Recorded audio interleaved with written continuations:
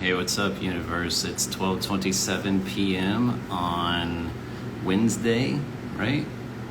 Yes, Wednesday, July 12th, 2023. I had to check because I went to bed at like 5:30 this morning. My days get mixed up. There's a reason for that, and I'll get into that. This is going to be a multifaceted video, probably going to be a little bit of a long one, so I'll just kind of start working through it. Obviously, I'm in better spirits today, and I was yesterday as well. I'm also going to apologize for the fans in the background. It is very warm today, so thanks for putting up with that. So I'm not sure exactly what the cause is. Yesterday I started to feel better. I spoke to one of my friends, my friend in the UK. We've been talking a lot more here recently, and I'm very grateful for that connection. And it's just, to me, it's the ebb and flow of life, right? There's going to be times where I feel really connected to my spirituality. There's going to be times where I feel really grounded. There's going to be times, and they could be in duration, they could be a pretty decent amount of time, like when I'm going through something like I have been going through with my finances, and I'm really grounded and I'm really okay with how things look, and I'm able to navigate it without really too much trouble. And then there's going to be times, like you saw over the last, it seemed like about 5 or 6 days, where it was dark and it was shitty and it was rough. During those times, I felt really disconnected from my spiritual path. I felt disconnected from my angels, my watchers, my guides, the archangels, the ascended masters in the universe. I didn't feel supported. I had discussions with these entities. The word abandoned came up for sure, and it felt extremely isolating and lonely, and it was shitty. It was shitty. I will say that through that time, my belief in those entities didn't go away. I've gone through enough shit in my life to know that these things exist. I just wasn't feeling great about my relationship to them, and I wasn't feeling supported. I was just in despair. And there's the show, The Avatar, The Last Airbender, and Uncle Iroh is my favorite character. Go Google it, look it up. You can find Uncle Iroh quotes, and there's a I don't know the episode. I'm gonna forget. I'm not gonna look it up. Prince Zuko is one of the main characters as well. Also a great character. Story arc on him is great. And Uncle Iroh, Zuko's going through his own, journey, and Uncle Iroh tells him, "Do not give in to despair. Hope is what you give yourself." And that was a really hard thing during those 5 to 6 days. I was feeling completely disconnected from that. I was feeling hopeless, and it just wasn't present with me. And then I'm grateful that over the last day or two that has shifted. I'm feeling much better, and I'm grateful for that. And I continue, I've been reconnecting with my relationship to these entities, and just expressing my gratitude for our relationship, because I knew, even though I wasn't feeling connected to it, I knew as I was going through it that relationship still existed, and that, like I said, I've been through enough to know for myself that even though I wasn't feeling it, it still existed. So it was, and I still got a little salty from time to time, because for me, that feeling of abandonment is pretty fucking awful. I don't imagine anybody else feels like it's a great feeling, but yeah, there's that. So I just wanted to put that out there, that's part of the journey that has been, at least part of my journey, I should say. And so there's that. And what else do I want to say? Just completely unrelated to the spiritual side, but perhaps related to the spiritual side, because money is energy. power structures that I was talking about are all energetic. From my last video, when I was talking about the Andrew Bailey and the central bank digital currency, literally within 12 hours of me speaking about that, I saw on LinkedIn that Brazil and their central bank digital currency, there's a blockchain, I have the article up, blockchain developer who claims to have reversed engineered Brazil's digital currency, central bank digital currency, and found code that would allow accounts to be frozen or drained at will, which isn't necessarily surprising. And in this way, it's, again, I don't see it any different than our current banking system. It's all digital. These things can happen right now. Accounts can be frozen and drained at will. But it just reminded me of the quote that absolute power corrupts absolutely. So for whatever that's worth, and I'm not going to get too far into that, I just wanted to mention that I thought it was a little bit interesting that it seems to be a theme that's present energetically on the macro scale.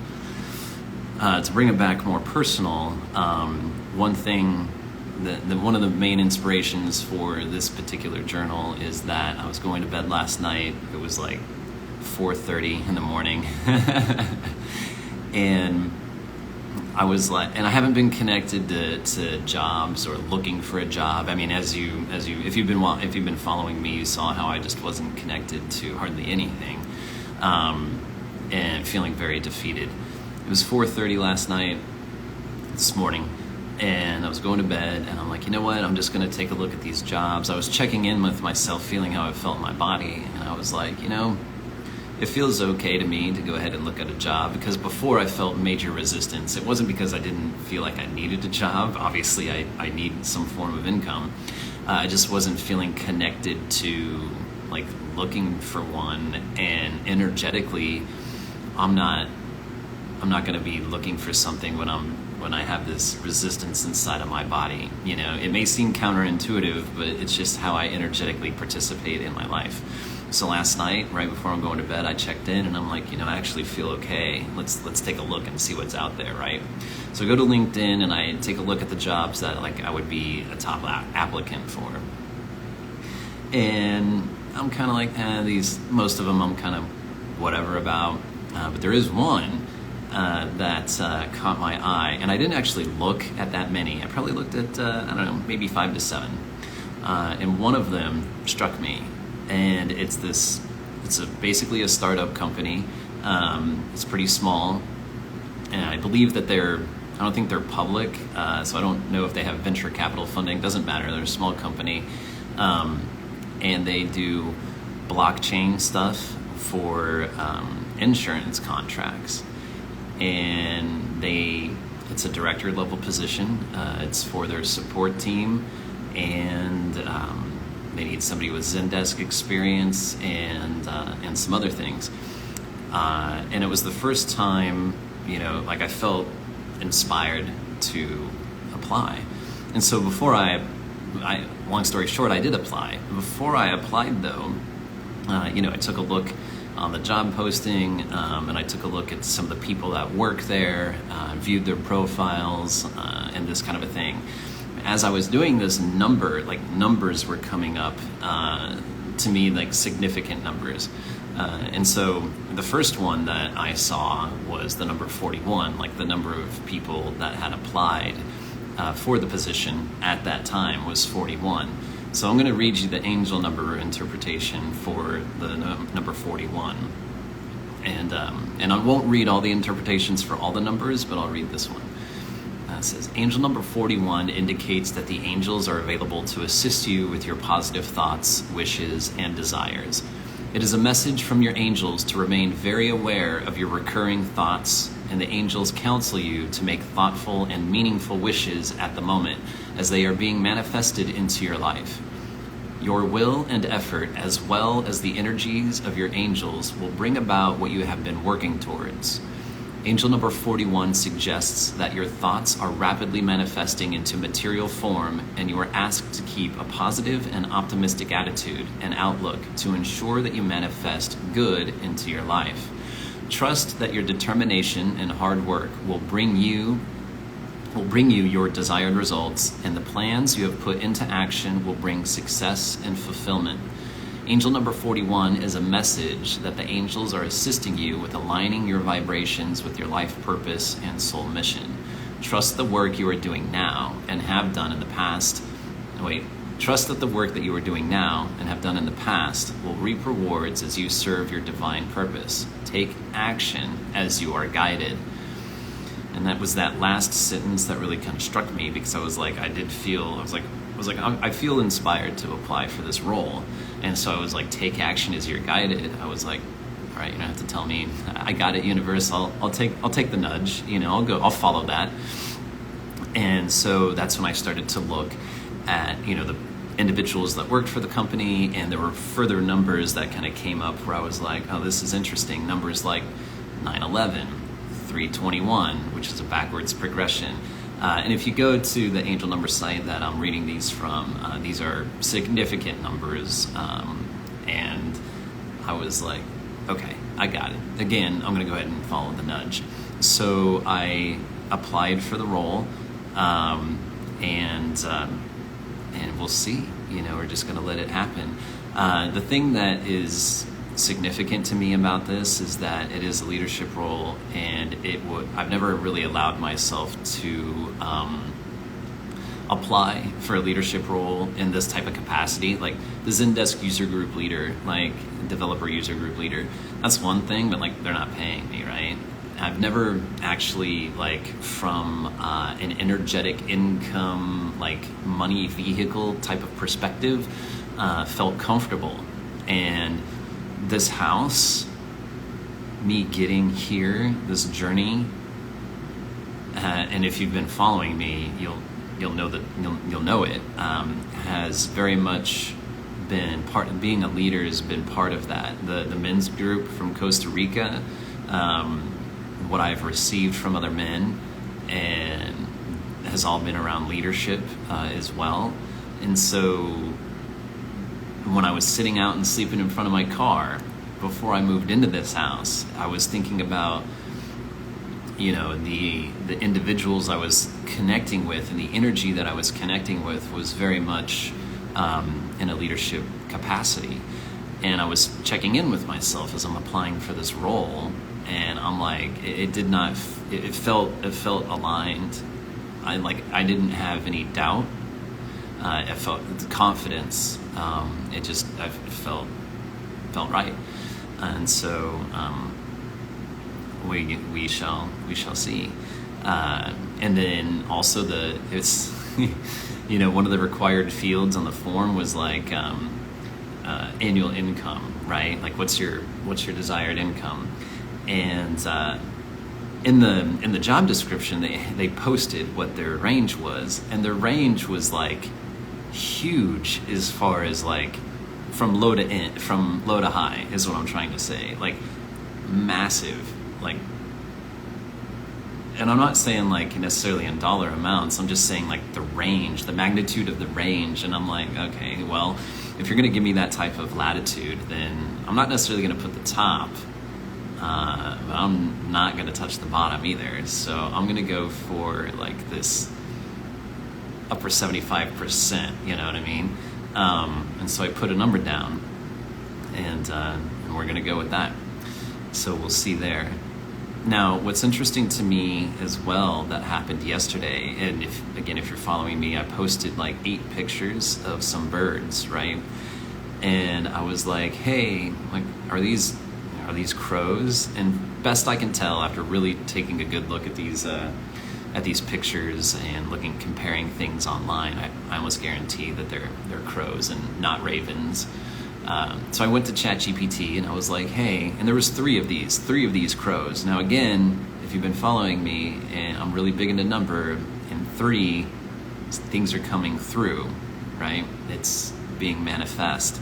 So I was like, hey ChatGPT, can you provide me a shamanic interpretation of seeing 3 crows, And so I'm going to read you what ChatGPT provided me.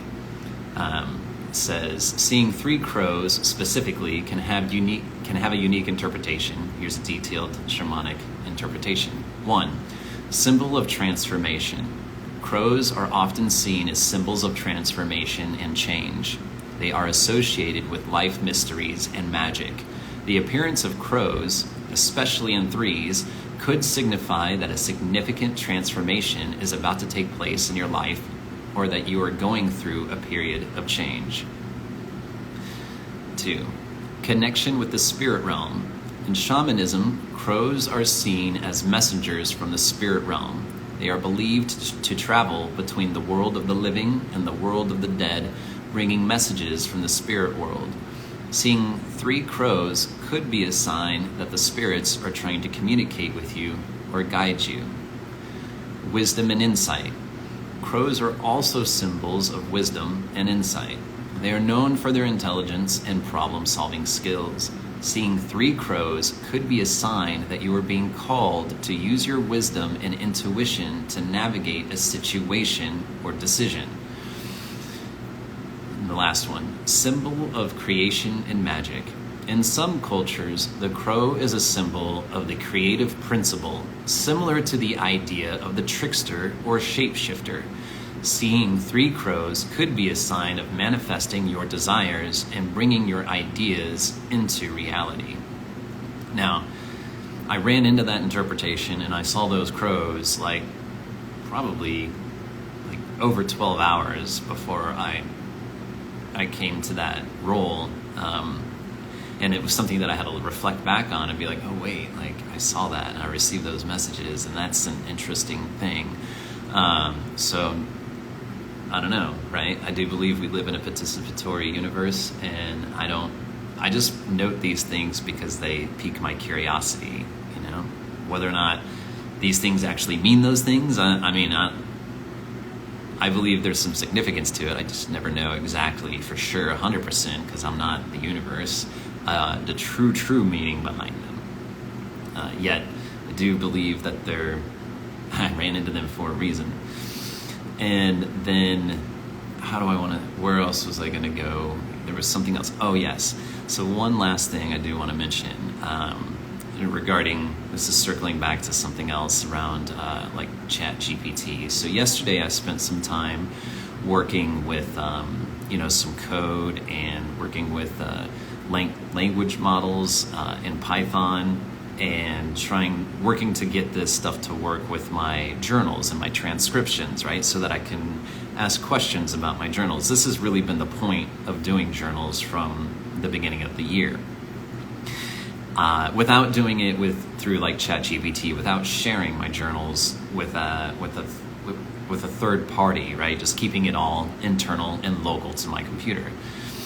And I believe I've heard of this project before, but recently, but I didn't never really check it out. There's if you've been following me, you've heard me talk about the dependency hell and specific software packages, and kind of programming for AI can be a little tedious in a way.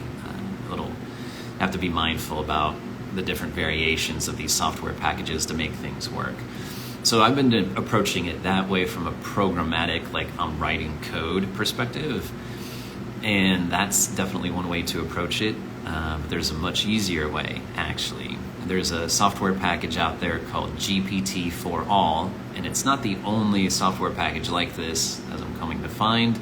But basically what you can do is you can Google that, GPT for All, and I think it's GPT for, the number 4, and then all.io, I think is the website. There's a package that you can download. It's a software program. It will install everything you need, and you can download different language models from the internet. These are freely available. There's open source large language models, and you can download these, and basically it looks like ChatGPT on your PC, and then you can tell it hey, here's you tell it a folder path, and you're here's where my documents are, and it can support a large range of documents from PDFs, text files, CSVs, a large number of different document formats. And you could say, hey, here's a folder of documents, and you can start to chat. You can start to ask questions and have this software access your documents for the context, and it'll return information. And different models of different language models will produce different results. Some of them are better at some things than others. And I just started playing with this all yesterday. And the GPT for all is pretty quick as far as I'm concerned, running things locally on a machine. It's not in this huge data center, right? It's not ChatGPT running on like cloud servers and stuff like that. It takes, I think, maybe a minute or two at max for it to go through. I have like 240 documents. It's like 5 megabytes of text. Now, if you're not a nerd, 5 megabytes of just raw text is a lot of text. It's a lot. And so to churn through that in about 2 minutes roughly, I feel like it's pretty good to produce an answer. And it's been interesting to play with that. So I just want to put that out there, that if you're interested, there are tools out there that make it pretty easy to work with your local documents. And I even disconnected myself from the internet just to make sure that it was working locally, and it did. It was all local. And it wasn't perfect by any stretch. You don't get the same results as you do from ChatGPT or Bard or anything like that. Yet, if you're looking for something to do locally and self-contained, there are options, to start to play with this if you feel inclined to. So I found that a fun little project to get into. Let's see here. It's kind of the different points that were floating around in my brain at the moment. It feels like there's probably more, but I'm going to go ahead and wrap it up because I've been talking for close to 20 some odd minutes. My time on how long I've been talking is usually on the conservative side when it needs to be more liberal, like my guesstimation, guesstimation, whatever, on how long I've been talking is usually doesn't usually match reality, but I know I've been chatting for a minute. All right. Thank you for being here. Thank you for sharing your life with me, your time, giving me the space and your attention and your focus. It's a real gift, and so I want to thank you for that. So, all right. Thank you. I love you guys. Thanks for journeying with me. Thanks for being a part of this. Thanks for giving me the time and the space. I love you. I'll talk to you later.